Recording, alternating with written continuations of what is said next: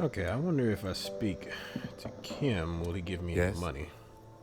I haven't talked to him at all now that I think about it. Tell me about the case. What do you want to know? Literally anything about it. I can't remember a single thing. Yeah. Maybe you can tell me what you do know to help me narrow it down a bit. The guy behind the counter thinks some union people hanged a man. Then you're not that far behind, actually. Do you want me to brief you? Brief, yeah, that sounds good. 3 days ago, the RCM Emergencies Desk received a report about a security guard who was found hanged in Martigny. An anonymous caller said there was a dead body behind the Whirling in Rags hostel cafeteria. The cadaver had been there for 4 days. No one had come to investigate. During that time, the victim had been stripped of his belongings. The caller did not identify him, but used the word lynching. There is an ongoing labor dispute between the local dock workers and a logistics company, Wild Pines. I was told we should approach the death as part of this dispute. Wait, does the briefing say who the victim was? A security guard or a worker of some sort hired by Wild Pines. This was just hearsay from Martigny, of course. We need to find out the truth. Why didn't we know anything about the caller? They didn't identify themselves in any way. The tone was muffled using a device of some sort. The desk could identify neither the caller's age nor sex. Why hide themselves? There's a strong prejudice against involving the RCM in what's seen as union matters. The dock workers union is the de facto police in Martigny. Now, it appears, they've started executing too. We cannot allow that. Hold on, the RCM is? That's us, the Revachol Citizens Militia. We're the police in this city. The RCM, or the Revachol Citizens Militia, is the police force you and him are part of. A self-organized peace corps of the occupied city of Revachol, the RCM operates within legal twilight. Yet its authority is rarely questioned.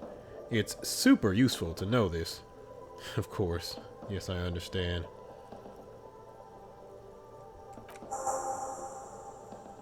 Secret task completed. Just to be clear, we are police officers. It's our job to find a killer. That's the case. Uncover and arrest the killer.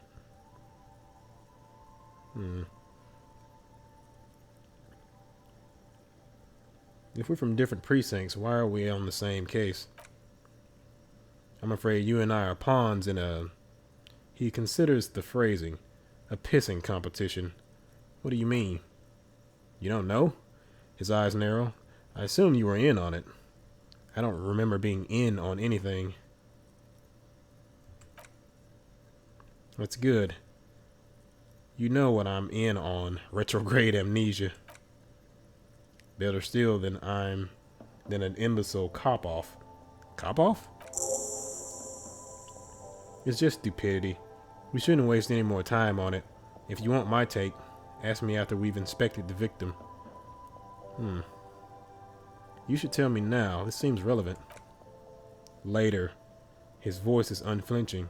Was there anything else you wanted to know about the case? Would you say this is a mysterious case? The lieutenant considers your question a moment before answering.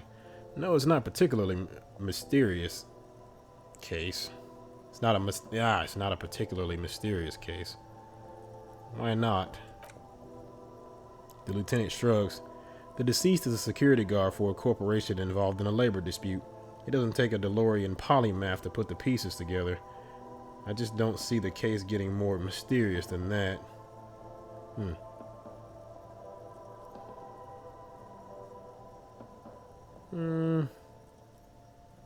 Personally, I think labor disputes are very mysterious. Then you're in luck, because we're in the midst of a major strike by the dock workers union. Maybe more than that.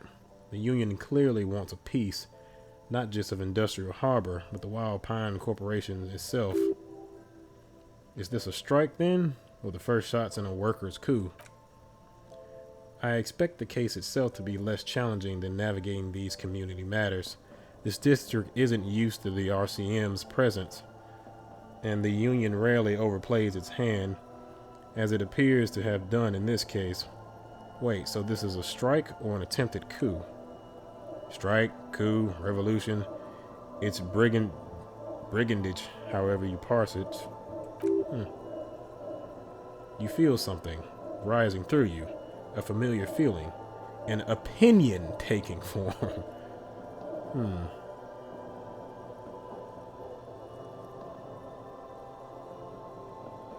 We should ground the workers into fine paste and feed them to the pigs. We should ground the owners into fine paste and feed them to the pigs. With this little foreknowledge, I am unsure which side to grind into pig's feed. The decision must ferment in me. Also, nationalism. I don't think grounding one or the other side into pig's feed would do anyone favors. I am really, really smart. I spent the last 20 seconds deciding on which side to ground the pig into pig feed. Why? Politics is habit forming and hazardous. It's also irrelevant to police work. You are right to doubt the impulse. It might be detrimental to our task here. From an imaginary fan. Now, is there anything else you wanted to know about the case? I think that's everything. Can you give me money? I want to talk about you. Me? Yes, you. I don't see how my life is pertinent to the investigation. We'll work better together if we have more rapport. That's a fair point. Alright, for the good of the investigation, what do you want to know? You're wearing glasses. That's correct. Legendary failure. You feel a slight urge to put the lieutenant down for this, but you can't quite muster enough testosterone. Jesus. Just observing. I guess you don't need glasses then. You don't look like other people around here. Oh, great. That's just a wonderful line right there. That's because I'm half Solite, or quarter. My father's was from Seoul. So was my grandmother. But from my mother's side, he shakes his head. It's not an interesting topic. What is Seoul? It's a part of the world, officer. A geopolitical entity. And a geographic division. I told you it wouldn't be interesting. Seoul is a protectionist, isolationist, peninsularal state west of the Insulutian Isola. Actually, it's quite interesting. Some would even say mysterious. You're only making it sound uninteresting. I still want to know more about Seoul. You're barking up the wrong tree. I don't speak a word of Soulite. I've never met either one of my grandparents, and I've never been to Seoul. He seems almost proud of these things. I'm a regular revolutionary. That word. A point of pride to him. Okay. Tell me a secret about yourself. The lieutenant narrows a single eyebrow. No. Ask again. Your brain sends the signal to your lips, but they refuse the order. Something is paralyzing them. You're pretty sure it has something to do with the lieutenant's eyebrows. It's like you're locked down. What's happening to me? Something's the matter, detective? What's going on? It's like you're a puppet in his hands. Give up. There's nothing you can do. The lieutenant relaxes his eyebrow, and you seem to regain control of yourself. What the hell? He has magical eyebrows or some shit? The people's eyebrows or some shit? Okay. Do you ever talk with yourself? What do you mean? You know, when you're thinking. Do you ever have conversations with, like, your brain? I have no idea what you're talking about. The lieutenant's conceptualization skills must be rather rudimentary. But this isn't an old school case. I get it. You're one of those old school detectives. So what? That makes you the new school? God spare us. For real detective work, nothing beats a good notebook by your side. The lieutenant produces his small blue notebook and idly thumbs through a few pages. We all have our different mediums. His is written. So you're not gonna give me money. Shit. You seem to be following me. Excuse me? Nothing. Just an observation. You have he's looking for the right words, a distinctive way of walking. If I were to walk in front of you, we would surely collide. What do you mean distinctive? What? I hope you don't take this the wrong way. It's just a collegial observation. In the 57th, we call it the Jamrock Shuffle. Officers from the Jamrock 41st Precinct tend to move a bit erratically. How's that? They say it's a scene clearing technique developed by one of your lieutenants for gathering evidence. It's erratic, yet thorough. Prioritizes containers. What? Yes, but containers contain things. Shiny things. They're interesting. You're kidding me. Why containers? I don't know. Containers contain, I guess. I'm making assumptions. We should move on. Okay. So you're saying I like to steal loot. Okay.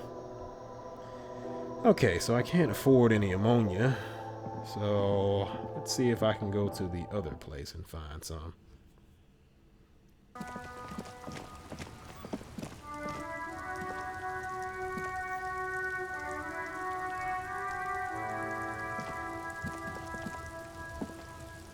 The RCM in Martinez? What can I help you with? You sound surprised. We don't see a lot of police around here. That's all. I have some questions for you. Of course. What can I help you with? My partner told me you may have ammonia. Can I have some? Sure, I'm done with it. She takes a small capsule out of her breast pocket and hands it to you. Go easy on that stuff. It gave me a terrible headache. Oh God, it gives me a terrible headache. Oof, hate ammonia. We need directions. Of course. Where to? Where am I? What do you mean? I'm a bit disoriented. This is Revachol, right? Yes, sir. District of Martigny. She looks around, thinking what else to say. This intersection is called Roundabout North. He knows where we are. He just wants directions. The lieutenant seems uncomfortable with the level of disorientation you are displaying. What is up in the north? There's the pier, the Cape Side apartment buildings, some more tenements. Not a lot, really. What is in the east? The harbor gates. Some kind of commotion, I think. I don't follow the local politics, she shrugs. A Fritz store, too. Yeah, I know. In the south, some shops and a bridge. The canal bridge leads to the coast, but it's broken, I think. Some kind of accident, probably. What is on the other side of the canal? Just coast. There's a little fishing village there, and a fish market, but that got closed down ages ago. What's in the west? She looks at the water, squinting. It's just water. No, actually I think they call it the Martigny Inlet. There are some islands in the bay, but they're hard to reach. Thanks, that's all for now. No problem, she nods, brushing a fleck of soil off her cheek. She's very well composed, back straight. What is this fuck the police business? Excuse me? She doesn't understand. This street sign says fuck the police. Oh, she cranes her neck. Well, I didn't write it there. I'm just sitting here. What about the other sign? Pigs go home. Oh, it's alright. I didn't mean to startle you. Okay, she replies, shoulders relaxing. Alright, so we seem to be done with that. If there's a corpse, then you're going to need those gloves for the autopsy. One more thing. Can I borrow your gloves? Sure, keep them. I have another pair. She hands you the rubber gloves with no visible annoyance. Thank you. Alright, so I have gloves now as well. Great. Where are they? So, can I just put them on? Yep. God, that looks weird. Items. Kind green 8-pin. Oh, that's what that lady gave me. How do I take you? Okay. What else do we have?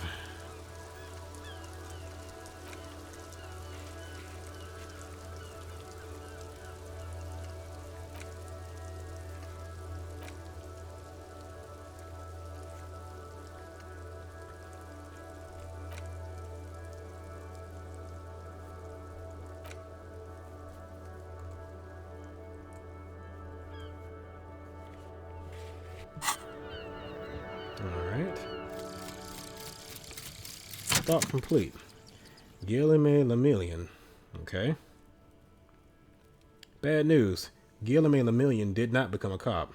In 38, he went on a tour to the Hispaniola province in Safari, where he died of an autoerotic asphyxiation. His body was found hanging from a decorative dragon tree in his junior suite amid drug paraphernalia, unwelcome objects, and the Sylvia Trainer single Wonderland skipping in the background. And yes, you can take this as a metaphor for Revachol in the 30s, and also as a warning. +1 pain threshold. Blood oxygen is boring. All side learning caps raised by 1. Okay. So that's done. Wait, how did I... Oh, okay. So I guess it just does it on its own. Let's see. This is 60% done. And nothing else has opened yet. So, okay. So, I guess now that I have the ammonia, I can go back and deal with that body. Oh, so that's how you run.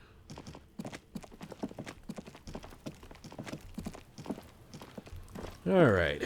Back over here to Kunto. Let's see.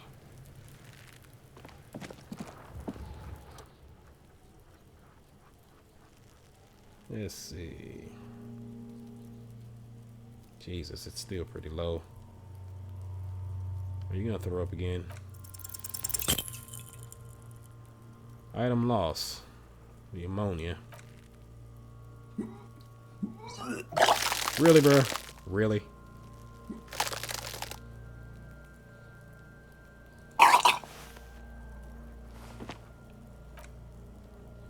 Okay.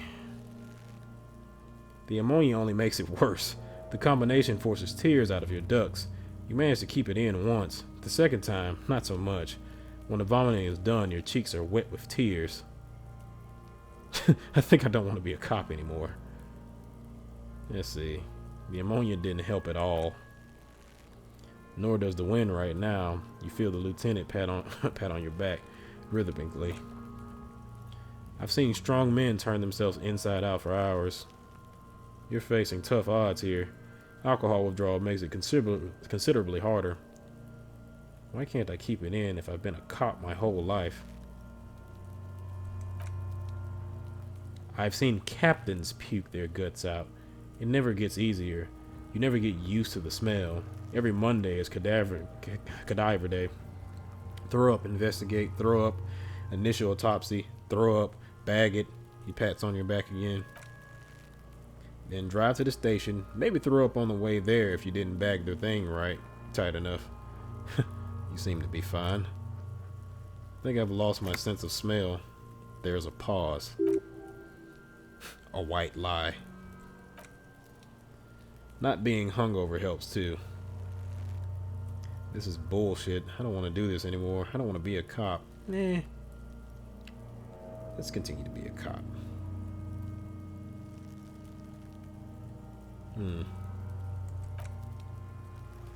Okay, you said it. You needed to say it. And now that you have, he withdraws his hand from your back and looks you in the eye. You need to get your shit together.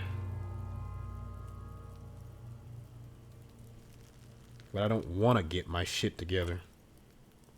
Then the world will turn away from you and leave you behind. Check your head. No. What? No. The lieutenant's expression is stern and impenetrable. He points at you. You will get your shit together. For a moment, the hanged man appears to smile. His lips are red like a clown's. Bitch fight. See? Bitches are at it. Bitches about to kill each other, I think. The lieutenant pays no heed. We should go and do something else. Give it half an hour, then come back when you've gotten your act together. You've received the thought. When this dialogue is over, go to your thought cabinet in the bottom right menu and equip it. Okay.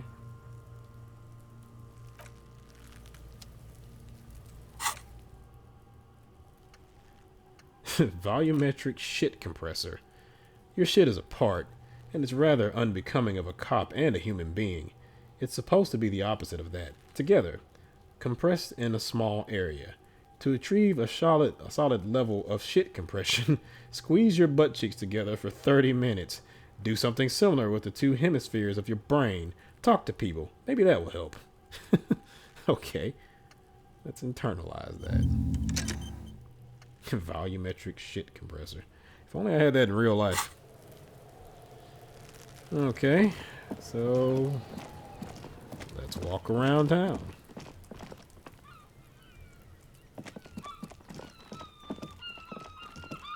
We've already been to the east. Though it did look like there was I don't know, strike or something going on. Okay, what do we have here? Who are you? Hello, Annette. sir. Step right in. The store is open. A young girl with chubby red cheeks waves at you, smiling. Her nose is also red from the cold. Hello. Are you interested in a new and exciting book? She stomps her feet to feel warmer. What kind of store is this anyway? It's a bookstore, sir. We sell books, postcards, and some board games. It's called Crime, Romance, and Biographies of Famous People. Okay. Books, postcards, easy. Even a kid would know all of this. Little girl, I know what a book is. Books are very long letters with stories inside them. Nah, it feels inappropriate to lecture this girl. Don't be a fool. As an expert, it's your duty to tell what you know to everyone. Oh boy. Don't tell me what to do. Sir, are you okay? You've been standing here silently for a while now. Her voice suddenly reaches your mind. What kind of a story is this anyway? No, I already asked that. Is it okay if I ask you some questions? Okay, sir. I'll try to answer any questions you have. I hope they're about books. What is your name? My name is Annette, sir. My mom, her name is Placence? She owns the store. She's inside minding the register, or organizing the stock.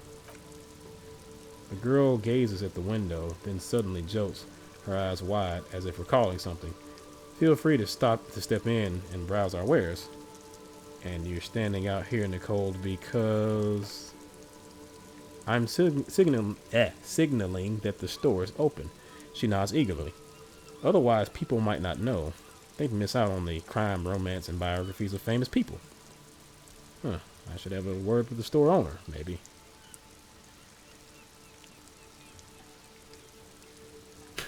I could help by brutally dismantling the free market. Yeah, let's do that. Thank you, sir. I'm glad to help Mom out with the store. She doesn't seem to understand what you said. What? Okay. Shouldn't you be at school or something? I do my studies at home at the moment. I have to help Mom keep this place running. Isn't going to school more important than this? Mom says it's necessary to do both because it builds character. Mom says a proper worker is dutiful. That's how you get ahead in life. You succeed. I mean, well, there's truth in that. I think you're kind of missing some points there, but alright. There is a stress and unease behind these words. She's reciting etiquette. How's the business going? Mom says it's peachy. She was a little afraid at first. There's talk about this house being, she looks over her shoulder, cursed. Cursed in what way? Curse in a way that makes them say that no business has ever really thrived here, sir. That they all go. She's looking for the right word. Bankrupt? Ass up. Exactly. But we've been doing fine so far. I don't think curses are real. They shouldn't be, but they seem real. Anyhow, they say that these grounds are doomed for business. It's just regular trading and selling of things, child. It doesn't work out for most people. Of course, sir. She doesn't know what else to say. What is this crime business? Crime fiction is about murders or burglaries or things like that, and the work of a policeman or a private detective who's trying to solve a crime and catch criminals. Wait, no crime fiction. I need to know what crime is. Jesus. I don't think I'm that thrown off right now. Why would anyone want to read about crime? It's exciting to people, I guess. They get to imagine the dangerous things. It's kind of like a puzzle where you can guess who the criminal is or how the good guys are going to catch him. I'm a policeman myself, by the way.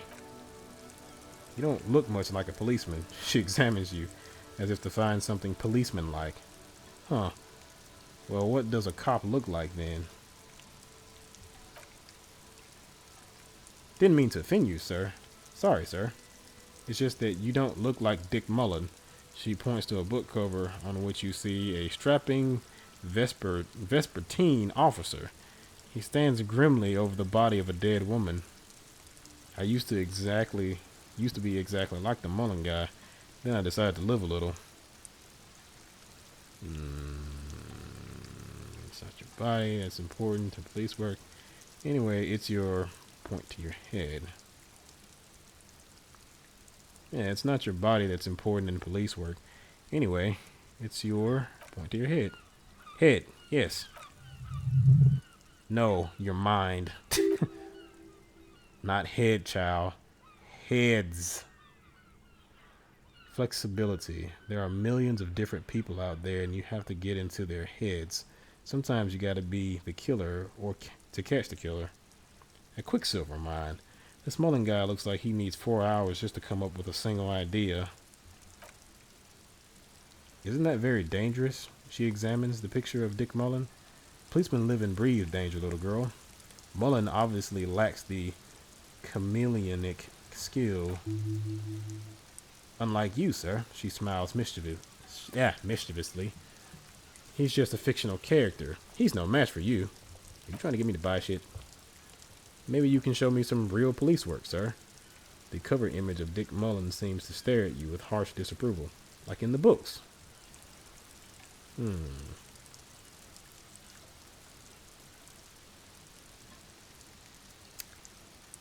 Composure, challenging 12. Okay, I'm going to deduce something now. Fuck, failed it. You failed to deduce anything substantial. Jesus. She waits intently. Shit. I'm a detective. I deduced that you are a girl. Come on, anyone would notice that. She rolls her eyes. And it's locked. Jesus. I had 83% and you failed. Who are these famous people? Oh, kings and queens and generals of old, or artists and writers, or musicians, those kind of people. There's usually something extraordinary about them. She scratches her cold, reddened cheek, then continues. I think that's why people read them, to find the secrets of their fame. Seems like most people who read these books fail to get more famous from reading them. Reading those doesn't make the reader more famous, does it?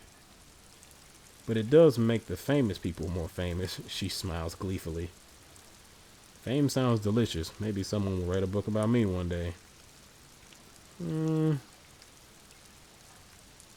Fame is for vain people. They have better things to do. Okay, sir. She stamps her feet, waiting for what comes next. What is romance? It's the type of book where there's a rich lady and she has to choose between the good man and the bad man. She smiles at the thought, perhaps imagining herself in that situation. Or there could be a story about a poor lady getting a rich man. It's about man and lady business, sir.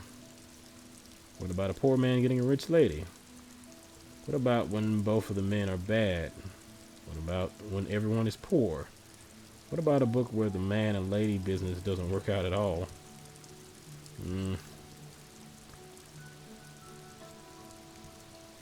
Sure. I haven't read many of those. Maybe you should ask Mom? Yeah. You think she has one about excruciatingly painful breakup? I don't think it's a romance story if the main characters break up, though. She pauses, trying to figure out the appropriate answer. No, think about it. One where they plunge into a torrid spiral of pain and recrimination. Only it's really long and drawn out. Scared for life. Phantom Limb. Jesus Christ. Sounds like a very bad Korean drama. No? I don't know. She looks at you with puzzlement. Does it ring a bell? Alright, I'll ask your mom. Yeah, she nods relieved. She knows books definitely. What was that? An idea for an unfinished novel stuck somewhere in your forebrain? What about a poor man getting a rich lady? It happens, but usually the guy gets rich in the process. Or should actually be rich himself, but has lost his family property unjustly, like during the revolution or something. I see. Those are unhappy books for most of the pages. People sad about what they've lost, but then it all turns out fine just in the end. What about when both of the men are bad? These are not very common. You can't have a choice between bad and bad. Nobody wants to read a story like that. What if it's written really well? Well, maybe then it's fine. Maybe it's the lady then decides not to pick either because she doesn't need a bad man. Yes, that would be interesting. What about when everyone is poor? That's really not a proper romance story. That's more like everyday life. Sometimes you have to write about real life things. Poor people are boring, Jesus Christ. Not in romance books, sir. These are about nice and pretty people, and everyone is happy in the end. Oof. That's enough romance for me. I had other questions. Actually, I don't have other questions. See ya. And there's lots of stuff. Lots of shinies. This book has a rose, a pistol, and a half-naked dame on its cover. Okay. Bond movie or something? On the cover stands a very muscular man, surrounded by flames. It's Conan. The book is titled Man from Himdo and the Wildfire. Okay.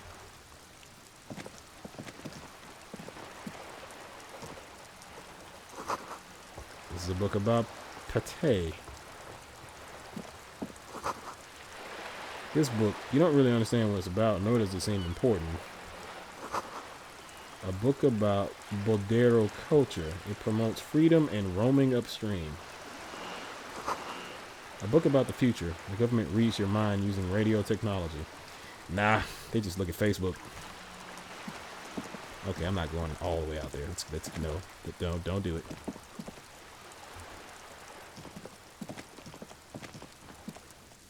Yeah, I mean, you don't need to read people's mind nowadays. Just look at Facebook and Google searches. All you need to know. And listen to their phones.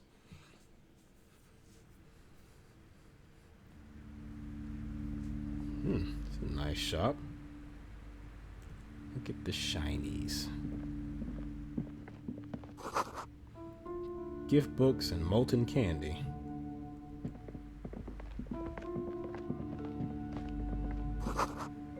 Old sports magazines tucked away in a dark corner.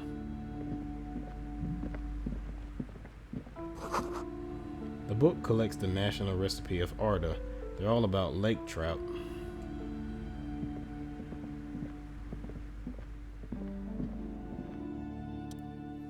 Welcome to Crime, Romance, and Biographies of Famous People. My name is Plaisance. Plaisance. Okay. The clerk extends a greeting. Be welcome, and please take responsibility for the energy you bring into this space. Before we go on, you seem to be well off enough. Can you give me some money? I feel there won't be any opportune moment to ask later. Sir, don't be ridiculous. I certainly will not give you money. I would be doing you a grave psychic disfavor. Psychic disfavor? You could have just said you weren't going to give me the money. One has to earn one's success, even if one is a police officer. Handouts are nothing but manipulation. All they do is make you dependent. Okay. Certainly there are good things to be said about dependence. Wait, I mean, not really, but I mean, kind of. It would forge ties between us working people. Good practice for fighting our common enemy. I don't think she's one of the working folk here. You misunderstand me. I'm a powerful feudal lord. I demand tribute. This is about traditions. Damn, you're right. What kind of business relationship would that kickstart? Excuse me, I don't even know why I said that. A lapse of professionalism that does not represent my values. Now, hey there! Sounds like someone isn't taking responsibility for the energy they bring into this space. So you're like a psychic conservative or something? Fighting? Enemy? My philosophy is everyone just getting along. Oh, you're a centrist. So you're a psychic centrist. That's different. Okay. So are you the owner of this store? There's no one else in here. What the fuck do you think? I am the proudest owner of our little shop of culture. Her voice is high-pitched, as if to give it more penetration. What if I want to buy a book? Then why are you talking to me? Everything is on the shelves to browse. Don't you feel compelled to buy anything? She fiddles with her pendant, then waves her bony fingers directly at you. See those shelves there? Go be drawn. So what type of books do you have? Everything is on the shelves. Take a look yourself. She nudges her glasses. The shelves compel you, don't they? Alright, I'll take a look then. I mean, I didn't want to conclude. Well, okay, just conclude that. The girl outside mentioned that this place is cursed. Cursed? Who said that, Annette? She blinks. I will have a word with her. This place is not cursed. It has a robustly magnetic energy, good for commercial activity. My business is thriving, sir. What in God's name is she talking about? My thoughts exactly. Literally. Your daughter is the one standing outside the store, right? Annette, yes, my daughter. I hope she wasn't slacking off again with her nose in science fiction. Tell me, was she at her post doing her job like a proper girl? Yes, of course. Wonderful. Did you talk to her? Yes. Great. On a scale of 1 to 10, how compelled were you to buy books after talking with her? Really? You're just doing surveys now? 10. She's certainly very polite and helpful. My precious. Her dedication brings joy to my heart. She's immensely satisfied with the answer. If you have children, I hope they turn out as great as my Annette. Okay. The way you're handling her strikes me as wrong. Annette is quite the trooper. She's a great value add. Jesus. I'm here to dismantle the free market and abolish child labor. Sure, let's go full-on communist. Why not? She rolls her eyes. You must be kidding. There's nothing like that happening. Depends. How much do you pay the kid? Good sir, what does a young child do with money anyway? No, I save it for her. As a fund. She's securing her financial future out there. Okay. Such criminal behavior would not happen in more developed countries. In some more developed countries, this sort of thing is 2 felonies. Child labor and slavery. Those countries will realize they've raised a lazy and spoiled generation. Her tone is decisive, not at all angry at the insinuation. Are we done with the jokes now? Yes, we've had quite enough fun here, right? The lieutenant taps his foot. I mean, I'm already going down a rabbit hole. The way you're handling her strikes me as wrong. Mind your own business, sir. Her posture becomes very rigid. In our society, People don't get to tell each other how to raise their children. It's none of it's none of your or anyone's business. Denial is the way she copes with criticism. Okay. Let's change the subject. The woman before you scans the store, her shoulders rigid and tense. Every now and then she nudges her glasses. I guess that's all. Hey, psst. Look around. Who, me? Yes, you. Word on the street is you're ready to start building communism again. How come there's word on the street? Breakthrough imminent.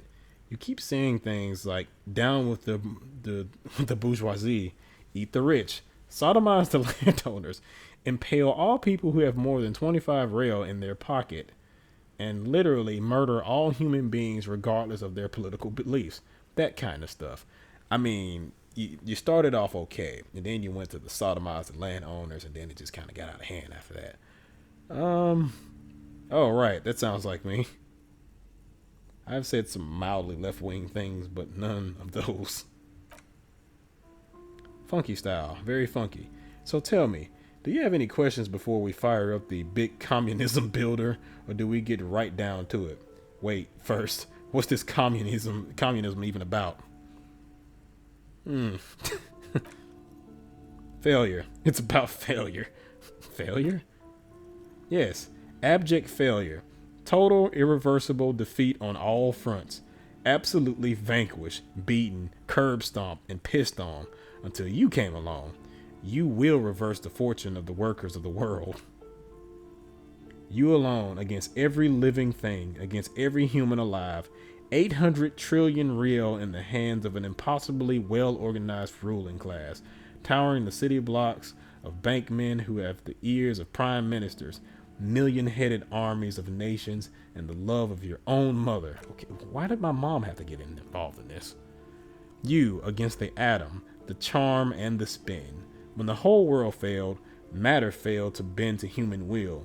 Human will failed to get out of bed and tie its laces.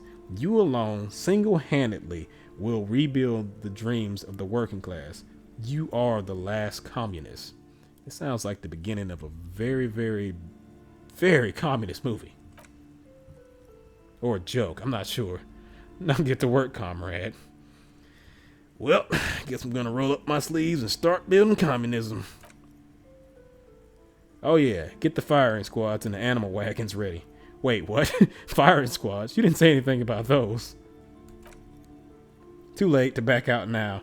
You can't make an omelet without breaking a few million eggs. Oh boy. Roll up your sleeves up further and breathe in the pristine air. Thought gain. Mazovian socioeconomics. What? Thought complete. Volumetric shit compressor. Bizarre scientific news from Revachol West today. There's an officer's shit has been observed at a pressure of around 495 gigadecimals. These metallic hydrogen levels of shit togetherness were thought to exist only at the center of the collapsing star, not law officials. It remains to be seen how long the shit singularity lasts. All endurance, white checks unlocked. Learning cap for endurance raised to 4. Okay, so my shit is officially together. Okay. Now then, Mazovian socioeconomics. People think communism was some crazy idea that had its comeuppance 40 years ago. A fever that shook the world, never to return again. They were right, until he woke up today. A spiritual corpse responsive only to the call of Commodore Red prostitutes and crass Mosville. For him, communism is still a thing. He will single-handedly raise the commune of O2 from the oceanic trench where it has been resting, covered in ghosts and seaweed. He's the big communist builder. Come, witness his attempt to rebuild communism in the year 51. Okay. All I need is a sickle and a hammer. There you go. I can't internalize this. I can't. Okay. I guess I have to finish this first. which we shall do.